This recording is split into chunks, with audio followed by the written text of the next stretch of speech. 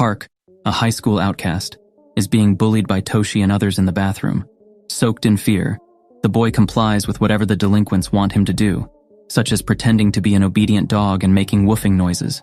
Toshi changes his mind and insults him, calling him a filthy pig because of his overweight body.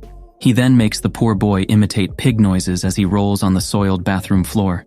The bully proceeds to beat him up, leaving the boy feeling terrible about himself.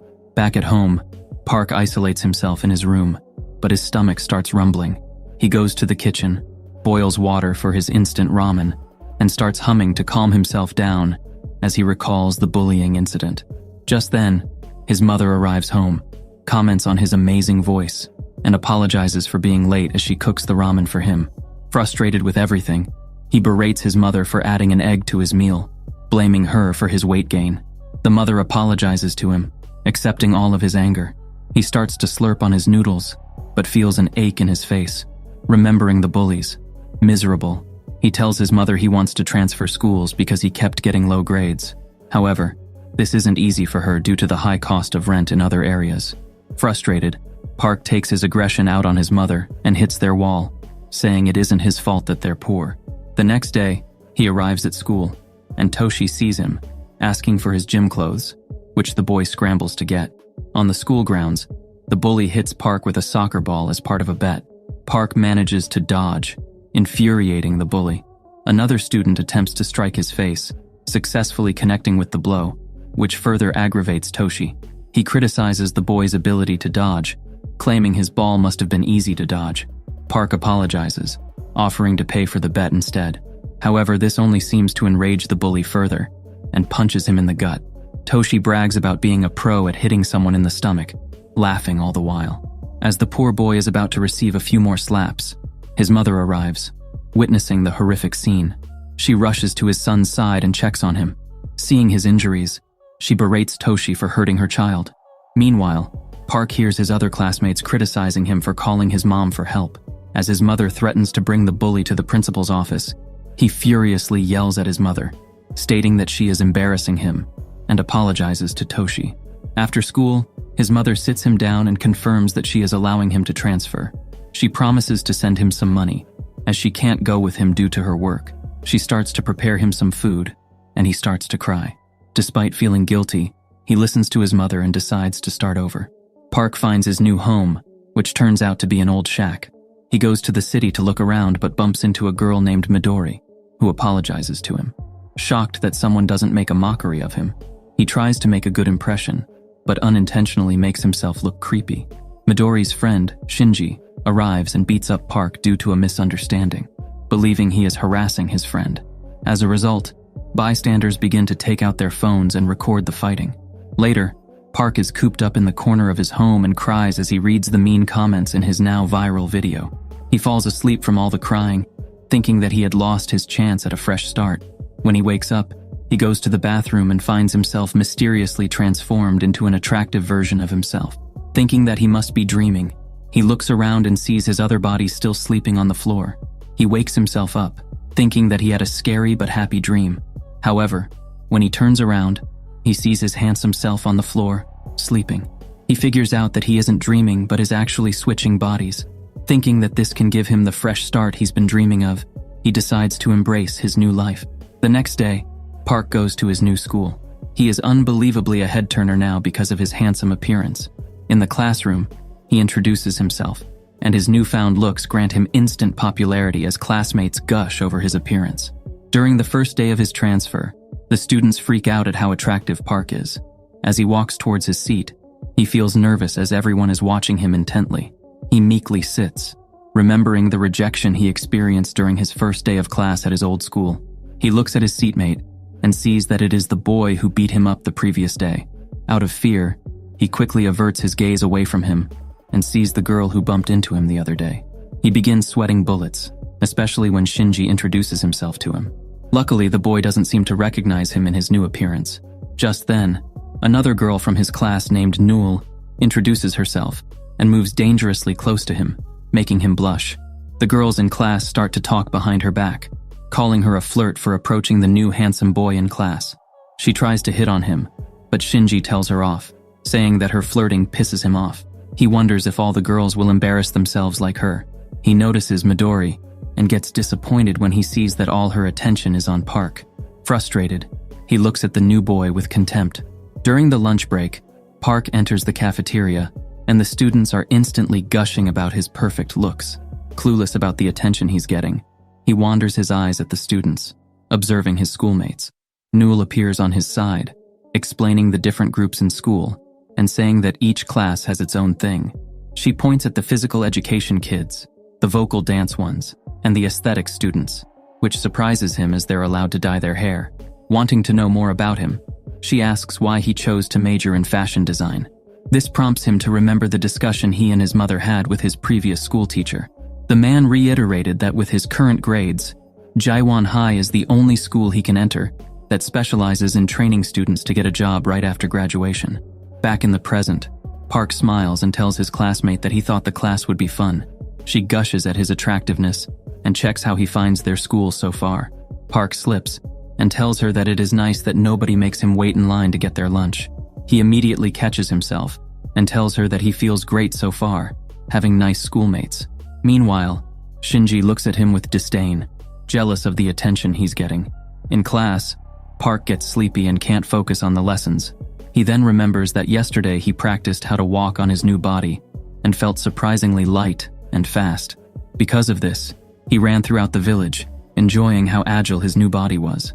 Back in class, he continues to doze off and eventually falls asleep. As a result, his consciousness returns to his old body, and he starts to panic upon realizing that he can't fall asleep and return to his body at school. He attempts to force himself to fall asleep, but since his original body has been sleeping the whole time, he struggles. Fortunately, Newell stealthily startled him, causing him to jolt awake. Seeing him distressed, the girl apologizes, mentioning that the class has already ended and he is still sleeping. Recognizing that she saved him from trouble, he thanks her, causing her to blush. Park, in his original body, starts to work a part-time job on a night shift at a convenience store. He assures his boss that he can manage the working hours as he sleeps during the day, but the old man reacts that he can't sleep in class as a student. Park remembers how he was hired. In his new body, he saw the hiring post earlier and asked about the job. Seeing how attractive he was, the man hired him instantly, thinking that he was fortunate to have a handsome part-timer who would help him surge sales. However, he told the owner that the job was for his friend, much to the old man's disappointment. Park appeared in the store later, but the store owner refused to hire him. After demonstrating his familiarity with cigarette brands due to his school errands, the man finally accepted him, but with a smaller pay. Back in the present, Park barely managed to get the job, even though he was doing his best to serve the customers. As the owner leaves, he feels delighted that he has finally found a job to get extra cash.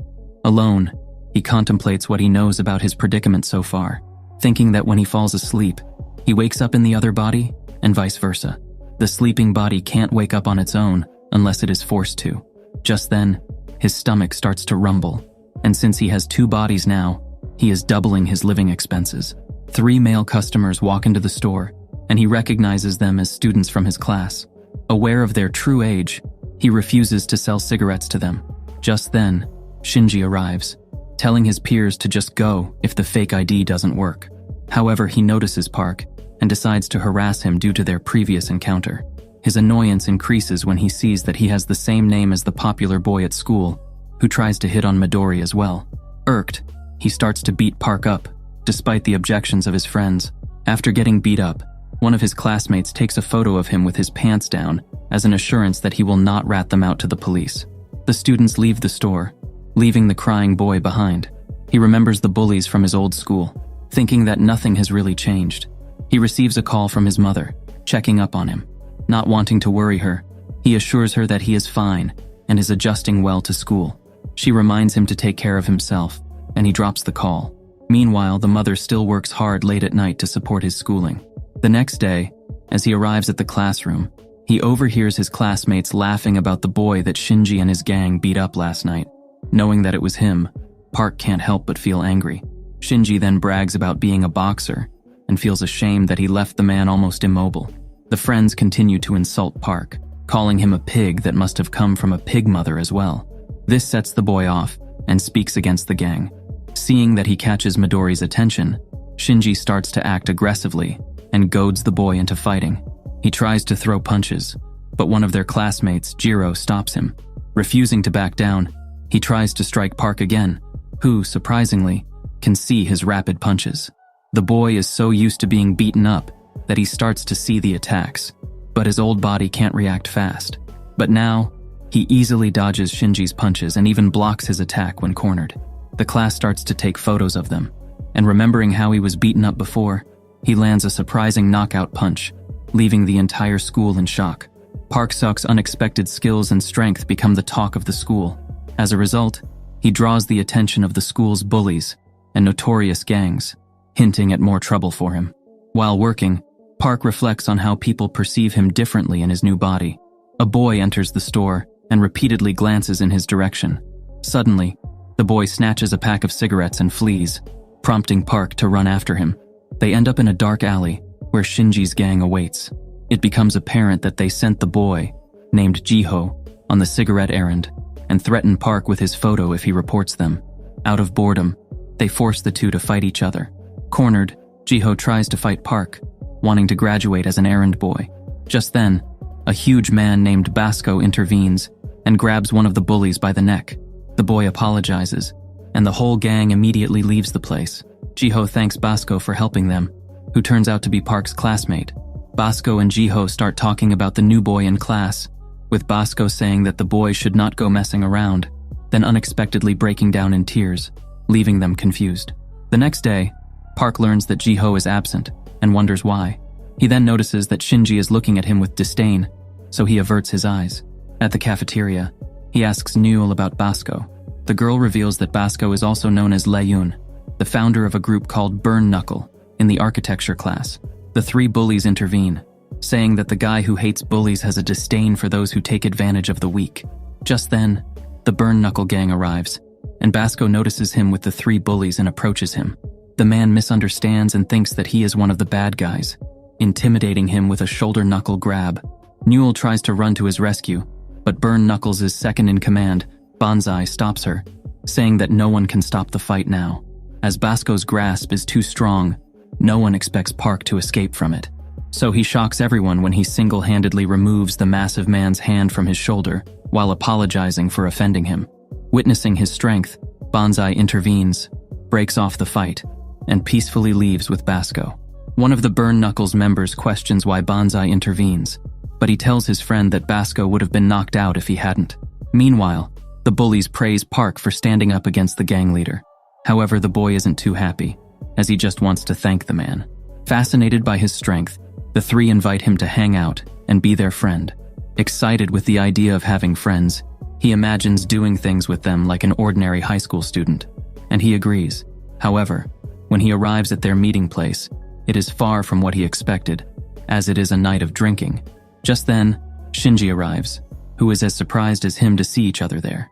The group discovers that Park lives with a friend who dropped out of school, usually sleeps during the day, and works at night. Hearing the description, they imagine that he's living with someone from the Yakuza.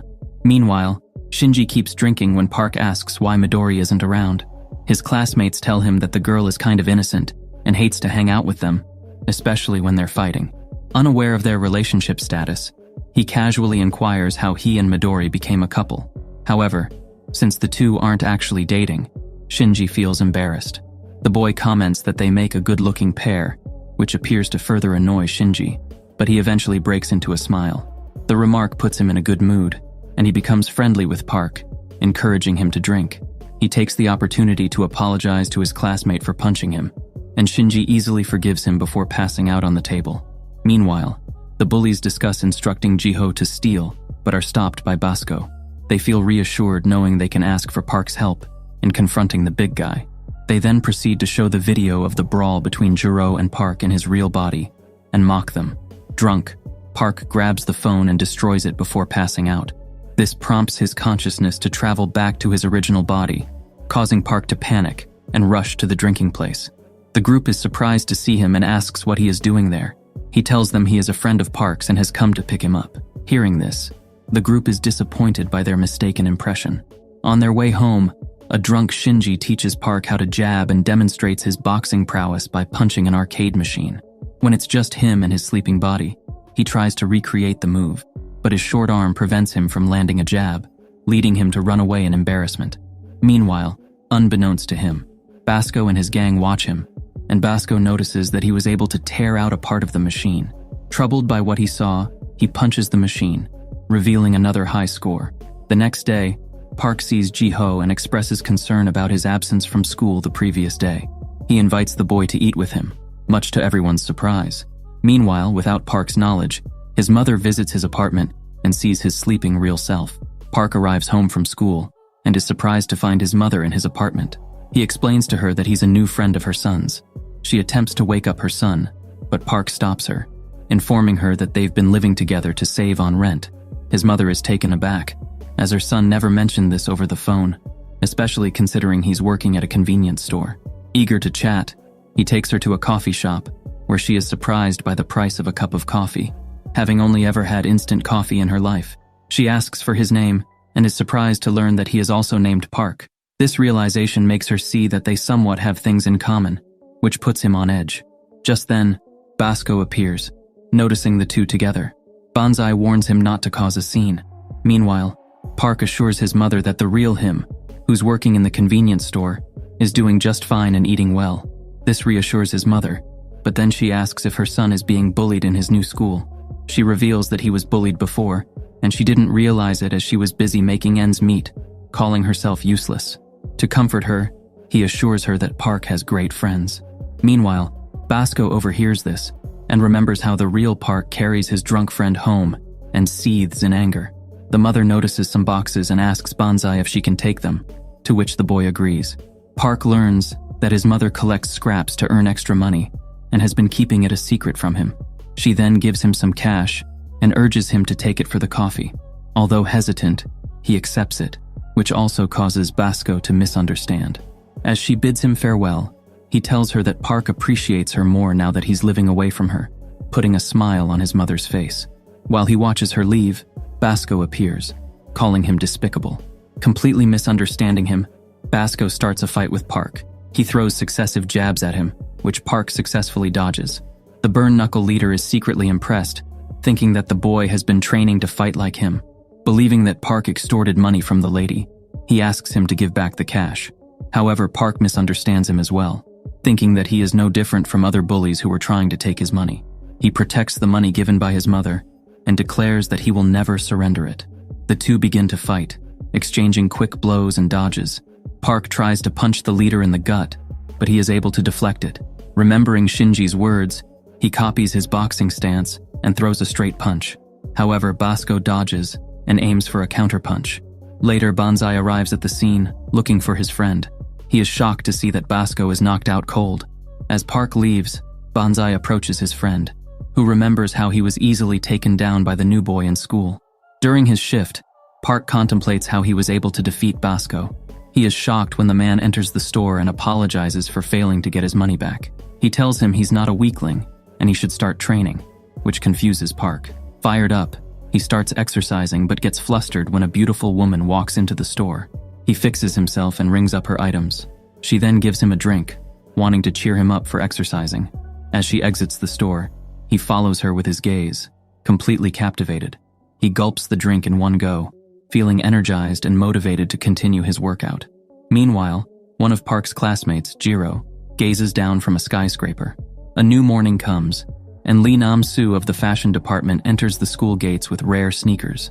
However, his confidence doesn't last long, as Shinji calls him out for wearing the same shoes as him again. His lackeys surround the smaller boy, threatening to beat him up, but the boxer simply sighs and walks away, uncharacteristically apathetic. As they walk away, Nam-soo calms down, remembering something he got from the flea market. He enters the classroom brandishing his new ring. However, his classmates' focus instead falls on Jiro, who's wearing the entire line of branded rings on all 5 fingers. Talking about how expensive his accessories must be, they point out his limited edition wristwatch, worth 200 million won. Newell tries to ask him about it, but he remains silent as usual. Despite his good looks, reputation, and wealth, he barely draws any attention to himself. Park arrives as well, and the girls immediately flock to his side, their admiration growing as he greets Ji-ho. While most of them are blinded by his looks and proportions, there are some who grow in contempt. A jealous group quickly realizes that he's poor, as he's been wearing the same shoes and using the same old bag. Meanwhile, the Burn Knuckle gang pleads with Banzai, unable to believe that Basco lost a fight and isn't coming to school. Just then, he receives a series of rambling texts from their leader, saying that his phone screen broke, hindering his texting. His gang's anticipation grows, but his messages become even more indecipherable. Pressured to say something, Banzai pretends to relay his message of being fine and laying low until further notice. The others rejoice at the fake announcement, but one of them watches from behind, doubtful. As Park and Ji-ho walk through the corridor, they see another student being bullied by a member of the vocal class. Watching the poor boy thrown around, he's reminded of his past life, prompting him to approach them in anger. The tension rises, and they're seconds away from a fight, but the teacher arrives to stop them. Jiro sees all this, and he continues to observe the new student in class, looking at his worn-down clothes. The day ends, and Park receives a call from his mother, reminding him that it's his birthday tomorrow.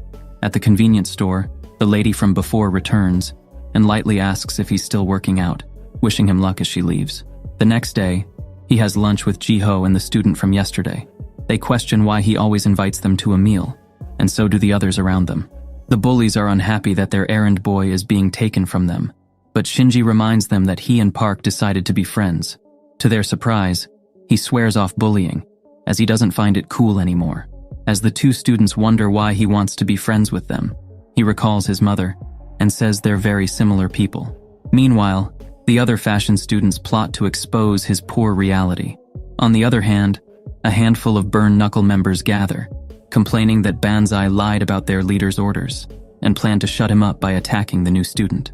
As Park walks home, he encounters Jiro, who drops a duffel bag with a note, wishing him a happy birthday. Seeing what's inside, he declines the present, saying he can't take them all. He eventually accepts it, as he's told that it was being thrown out anyway.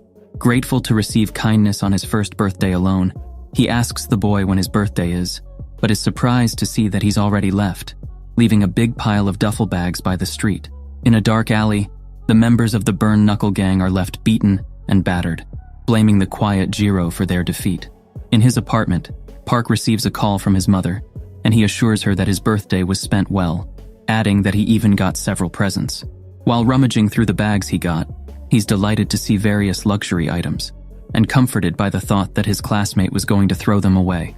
It's satisfying to live as his new self, but his expression soon turns glum, deep in thought.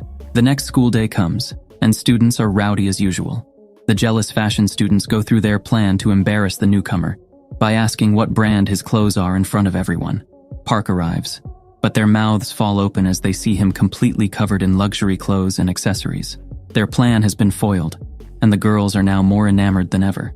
Jiro thinks about how he spent a night writing a note, eventually settling on one that tells him not to read into the gift. The girls ask who it was from, but he simply says that it's from a friend, a satisfying response. At an audition, the vocal class's errand boy writes lyrics about his experiences, centered on hating fake smiles, and presumably talking about Park. At the entertainment company, Juro goes through with his rap audition, impressing the producers and standing out as the best one there. Daiki still hasn't auditioned yet, but he's told to leave as they've already made their choice. He begs for a chance, but they simply walk away, the boss complaining about accepting applications from someone like him. His bus ride home is particularly sad, as he thinks about how unfortunate his reality is for his dreams. The bus suddenly comes to a stop, and a woman barely stops herself from falling, so he offers her a hand. She rejects his offer, and the others talk about how they'd do the same. He continues to practice deep into the night, vowing to make things work soon for his grandmother. The next morning, Daiki stares at the poster for the school festival's applications. Park arrives and greets him as usual, but he walks away, annoyed by how the newcomer keeps acting like they're close. In the classroom, Hoban kicks his table away, mocking him for continuing to write despite failing the audition. The poor boy tugs at his notepad and receives a hard kick to the gut as they tell him to learn his place. Later on, he takes an application for the school festival. He passes by his grandmother's snack stall at night. However, Hoban and his lackeys arrive, immediately pretending to be friends and accepting his grandmother's free snacks. They basically clear her entire shop, but she still offers them something to take home, much to her grandson's worry. They accept the bags, but toss them away without even walking too far. The next morning, the class whiteboard is full of slander, discouraging students from visiting the grandmother's snack bar. Daiki is furious to see this, but is unable to do anything as he's thrown to the ground. At lunch, Hoban and his boys beat their errand boy up as usual, mocking him for wanting to sing at the school festival and tearing his application form up. While he continues to get tossed and ordered around, Park thinks about how he transferred schools to escape his hell. However, he learned that wherever he went, there'd always be someone like him.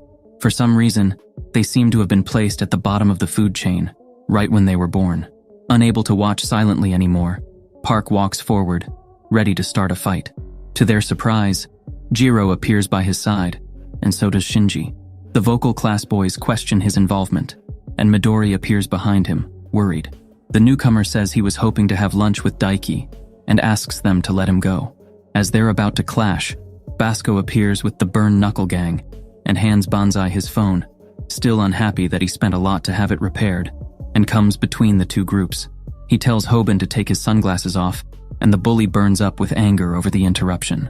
However, he walks away, knowing his group can't take so many people on. The gang leader asks why they'd risk so much to save the poor boy, misunderstanding that he must not want his servant to get beaten up by others. With this, he raises his arms, challenging Park to another fight. His members are barely able to stop him, and the students wonder what's going on between them. Looking at Midori, Shinji says it's so silly to keep fighting like them. Annoyed that the newcomer interrupted again, Daiki walks away, leaving his torn application form behind. At home, Park thinks about how nothing has changed, despite the new opportunities given by his new body. He tapes the poor boy's application together. The next day, he tries to give Daiki his application back, but his hand is swatted away. Still questioning his intentions, the boy promises to push forward regardless of everything. Frustrated that he's still persisting, Hojin tears their errand boy's lyrics up, showering him with insults. Park stays after class to clean up and asks about the festival. Midori explains and tells him to join, certain that he'll win. He never thought he'd hear such encouragement and doubts the possibility of it all. However, his heart pounds as the image of standing on the stage flashes through his mind. He used to sing a lot by himself and never dreamed of doing so in front of anyone else. Thinking back, he realizes that his mother has always praised his voice. Daiki lies on the pavement, his torn-up lyrics by his side, and he thinks that he might not be like his idol after all. Meanwhile, Park looks at his application form, remembering his heartfelt words and understanding how meaningful they must be for him. He sings on his own, and the bullied boy is moved to tears as he hears it from outside. He runs to the source of the voice, and he sees the boy calmly singing by the window. Although surprised, the singer gives him his application back, and the rapper hesitantly invites him to perform at the festival together. Park is an elite who has it all. To his shock and amazement, Daiki found that he's also a good singer. Now, this amazing person is in his dingy home. He thinks that it must be the boy's first time at such a shabby place, and worries about disappointing him. As he hurriedly tries to tidy up, his guest turns off the light, saying he should save on electricity during the day. Moreover, he stacks the newspapers up, even giving him tips on how to store and use them. While they're talking about their upbringing, the two remember their purpose for practicing. He doubts his singing ability, but Daiki encourages him, saying his voice feels warm and earnest, on top of hitting the right notes. Together, they can blow people away.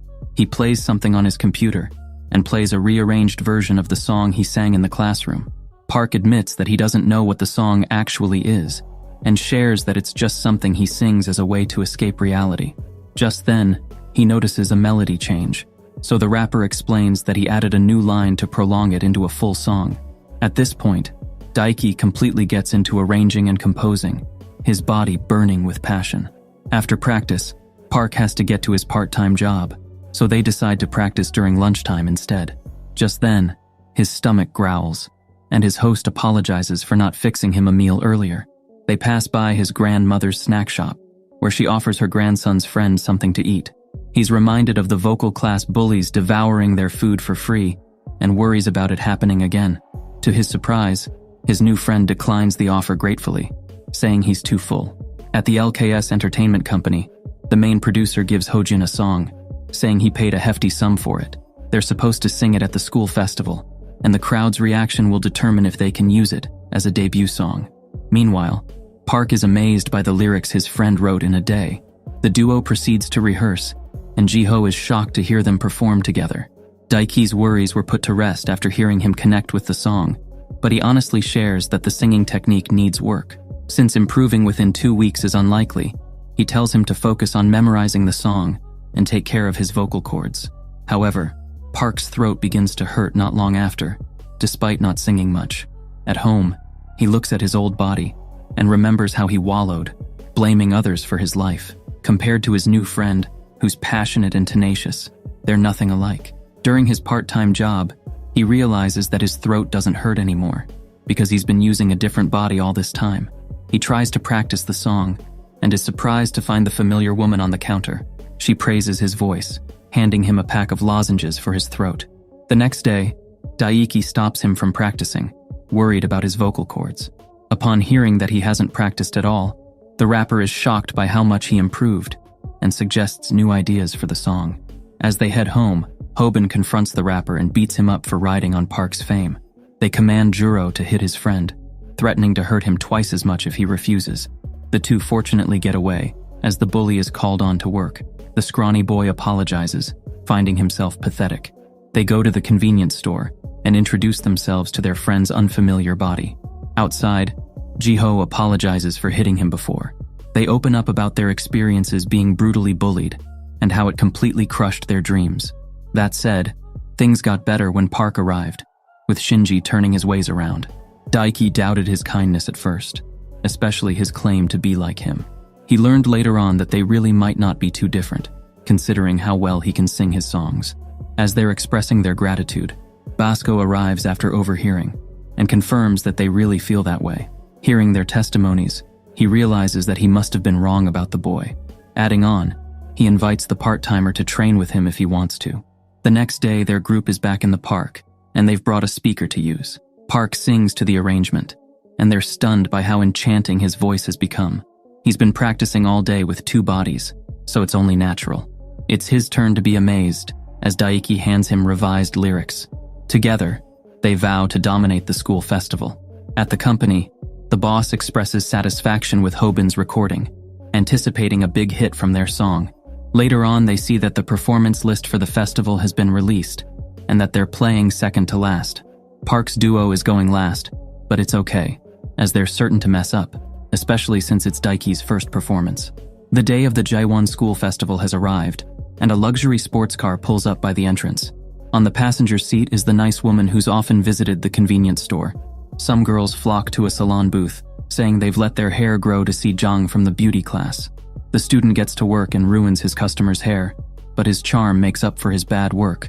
The visitors enjoy the festivities, and the other students work hard in their booths. The gorgeous girl passes by Shinji's area, but quickly leaves as boys surround her. By the stage, Park begins to get nervous, as he never expected to sing at such a grand event. Daiki tries to clam him down, reminding him that they've practiced enough to be confident in their skills. Just then, he sees the convenience store girl and rushes to get to her. Basco, who was dominating arm wrestling matches, sees him searching for something. He eventually finds her in the parking lot and greets her like an old friend, forgetting that he's in his handsome body. Thinking that she's getting hit on, she gets aggressive, saying that the school is full of people like him, who judge people solely on looks. He tries to stop her from leaving, but Jinpa, the man accompanying her, grips his wrist tight. Provoked, the man kicks him hard, impressed that the boy was even able to react to his attack. Ignoring his employer's orders, he moves in to beat the boy, but Basco interferes, stepping in as Park's friend. He warns the tattooed man against moving another step, but he simply laughs at the audacity and punches the arrogant student in the face. However, Basco takes it head-on, bleeding and telling him to take his glasses off if he wants to fight. Intrigued, Jinpa does as told, and is surprised to see Park take on a fighting stance. Fortunately, the woman stops them in time, warning that she'll report his actions. Realizing that he's gotten too excited, he puts his glasses back on and tells them to put their hands down. They drive away, and Basco barely stops himself from collapsing, admitting that he'd probably have lost if they fought. Later on, he nonchalantly hands the boy a drink, remembering how highly the poor boys regarded him. Hearing the announcement of the festival performers, the singer gets up to prepare for his stage. Behind the stage, the duo gets ready and thanks Jiro for lending them outfits. Just then, Hoban appears and tells them to watch well as he goes up the stage to perform. There, he sets the crowd on fire, rapping and making the audience fall in love with him, including his boss, who was watching in the crowd. Park begins to get stage fright, so his partner suggests that he think of someone he loves and pour his heart into the song while doing so. He thinks about it for a while, calming himself down before their set. After their song, Hoban mocks Daiki and punches him in the gut as his words are ineffective. A fight brews as his partner comes to the rescue, but the rapper stops him, saying they'll decide the victor with their song. The announcer calls them in, and the crowd goes wild. The entertainment company boss watches from afar, and his secretary recognizes Daiki as the applicant they sent away. Their performance begins, and the loud cheering is replaced by a deafening silence. Unnerved, he starts off by singing off pitch, and the audience starts to lose interest. Fortunately, Daiki takes the mic, and his perfect rhythm and rap leave everyone speechless. Park watches him, and thinks of his mother as he remembers his partner's words. The rapper finishes his verse, and passes it to the vocalist, who captivates everyone with his mesmerizing voice. The two, now much more confident, pour their hearts into the performance, thinking about their loved ones, struggles, and all the things that have driven them forward. Their sincerity and skill reach the audience. Their song eventually ends, and the crowd goes wild with cheers, astounded by what they just experienced. Park gets praised and cheered for as usual, but Daiki is surprised to see that he has fans as well. The partners shake their hands excitedly, and their group of friends take photos with the winning trophy. Hoban and his partner complain, saying his looks carried it all, but their boss arrives, saying they were just better. Just like that, they lost their chance to debut. The boss commends Daiki, admitting his skill, but gives his business card to Park, saying that the cold-hearted public would only eat if people like him were served. Despite the dreamlike offer, he turns them down and ignores the man's words as he sees his friend missing. On the bus, the rapper is alone, writing lyrics down again.